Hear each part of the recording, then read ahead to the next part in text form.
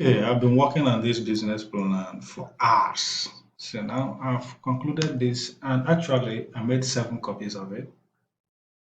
The same business, different contents. If you want to try it out, other seven business plans for this particular fowl poultry. This is poultry business plan for poultry business.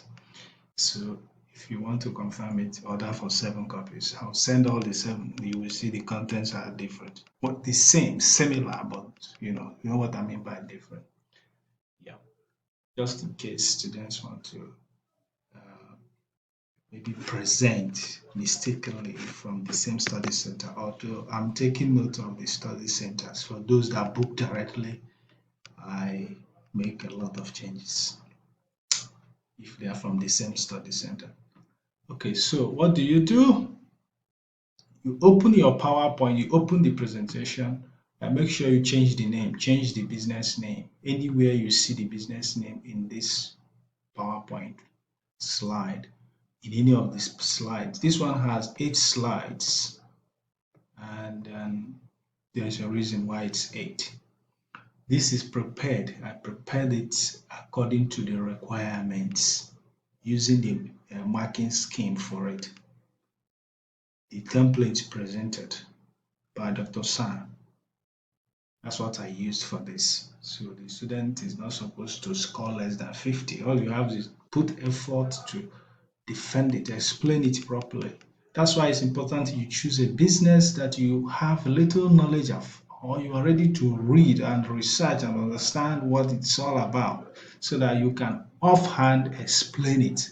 That's what we mean by defense. Nothing much about it, although you may have to go online even when it is not your day to see how others are doing theirs, then you'll be able to do yours. Then you can press F5 on your keyboard. If you are using a laptop, you can press that FN near the Windows button. Press it down and then press F5 and it will start showing the slide. Or this button here, you can see the slideshow button here, or you can go through the menu. So once you click on it, it will start. Your presentation begins. Then here you just say start with the presenter. These are your details. My name is this person from this study center, and my details are correctly as it is on the screen, written as it is on the screen. Once you finish introducing yourself, and the content are these, if you just pick it one by one: problem definition, innovative of the proposals, feasibility, SWOT analysis, financial. Once you are done with this, you click anywhere within this, or just touch the screen if you are using a phone or a mobile device. There it is, and it will bring up the next slide, which is the problem definition. These are the problems you've found on the existing businesses that you want to correct. You want to make some changes, not that you want to correct, but maybe make some changes, add new things to it. Okay. Then once you're finished explaining this, you click again for something else. This one is mission and vision statement for this particular plan. It's already here. So once you finish reading this, explaining, you are not going to read to, well, you're not supposed to be reading word to word while presenting. You should already have all this offhand so that you just explain it briefly and then move to the next slide. Unless, unless the facilitator demand that you explain further on any particular section, then you explain. If not, you keep going until they calls you back. So what are the innovation? What have you added to improve the situation of that business? On those errors you found, what are you willing to do to make some impact, some changes to improve that error in that business, and then take advantage, use that as an advantage to gain presence in the market. So that's innovation. So Once you get it done, you click or touch so that it move to the next feasibility. Now, this is the one that took 2 slides instead of one. Maybe one was recommendation, whatever. But for you to explain properly, you know, you should have all this in your hand, in your head. And actually, this slide is the one actually required, the timetable, technical aspects of the feasibility.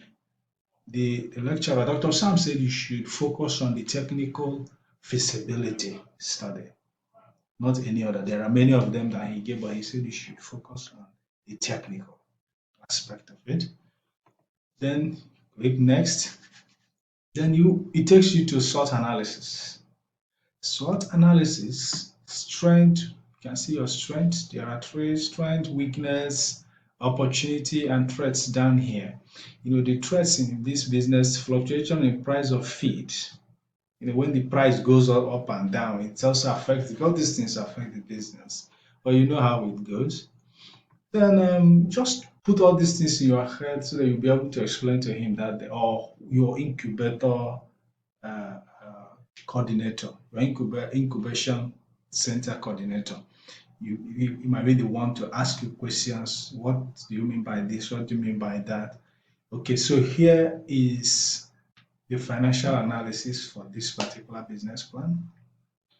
And then, based on some costs, capital, initial capital, based on some capital, I've prepared it properly. Trust me, it's very cool when you open it. Sorry, I had to cover some of this because I had to sweat to, you press your calculator to do some math and then get these things done. It's not easy. Don't be offended. Okay? But once you order yours, I promise you get the full detail. And it might even help you in your future business. This is business. Okay? It's business. It's good. You can expand it enough and use it as a real-time business plan. Expand it as much as you want. Okay? For study purposes, this is good. For assignment purposes, this is good enough for it. According to the requirement, it's written according to requirements anyway that the school has provided, not what the whole world wants. Okay, it's just what the school wants. It doesn't cover everything out there for business plans. Okay, so but this one it covers what the school wants. Okay, then the potential impact of what you have done, your solution, what the possible impact it could have, you know, on your business. You explain, and that's it. Nothing much. So thanks for watching. If you need it, you get in touch, please. Most times I might be busy with the phone, so calling me is kind of disturbance at that moment. You might be calling at the wrong time. If I cut it, you might see it as insult or something. So just text me on WhatsApp or Telegram. If I'm free immediately, I'll respond. If I'm not, maybe within a short time, I will still respond. That's it. That's why. Okay? Don't be offended.